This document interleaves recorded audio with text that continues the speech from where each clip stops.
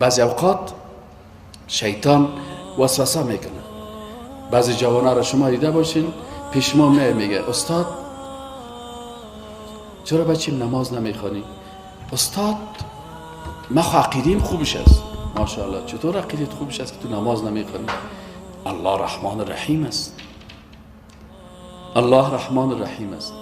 شیطان گاهی خوف بسیار بلند میبره، گاهی رجا را. شما ببینین هر کسی، کل ما شما شکر داریم. یگان طور بگی تو شکر داری، میگه نه من شکر نداریم. این نمیفهمه. کل ما شما شکر داریم، کل ما شما فشار داریم. لکن گپ سر از این است که ما و تو چرا مریض نیستیم؟ به خاطر از اینکه شکر ما و تو و فشار ما و تو نرمال است. این حالا هر وقت که شکر بالا رفت در 300 رسید، فشار بالا رفت در 200 300 رسید، این وقت تو مریض میشی. و اگر شکرت پایین آمد و یا هم فشارت پایین آمد، باز او وقت شما مریض میشی. در غیر از او اگر شکر نداشته باشی زندگی کردن نمیتونی، فشار نداشته باشی خون تو باز به دیگه اعضای بدن تو نمیرسه. اینمی قسم که شکر و فشار تا باید نرمال نگه بداری، خوف و رجا را هم باید نرمال داشته باشی. از الله بترسی لکن به رحمت الله امیدوار باشی.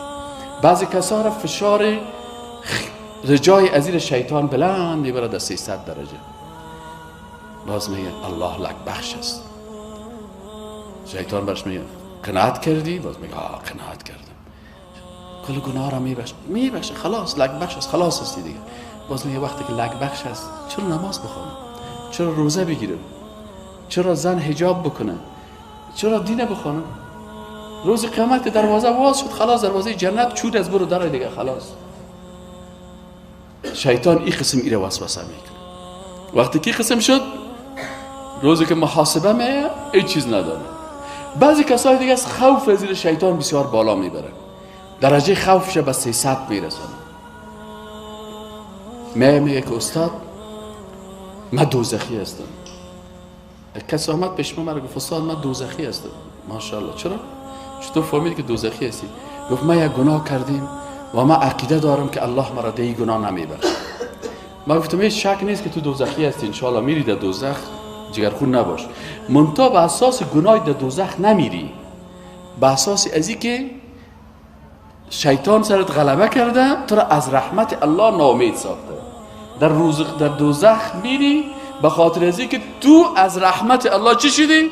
ناامید شدی. پس ناامیدی از رحمت الله انسان چی میسازه؟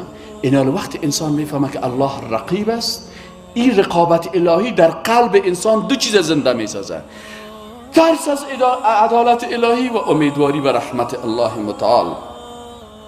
الذين يخشون ربهم بالغیب لهم مغفرة و اجر کبیر. کسایی که باز الله میترسن غائبانه.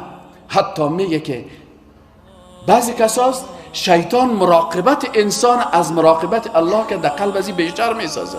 وقتی که پالی یک عالم استاد بود بسیار خوب نماز میخونه، خوب رکوع میکنه، خوب سجده میکنه، سون از مولوی هم سیل میکنن باش سونم سیل داره یا نداره.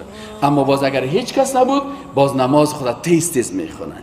اگر پیش روی مردم نماز تا خوبش خواندی و تنها بودی در اتاق نماز تا تیز خواندی، اینجا معلوم میشه که صفت الرقیب الله را فراموش کردی.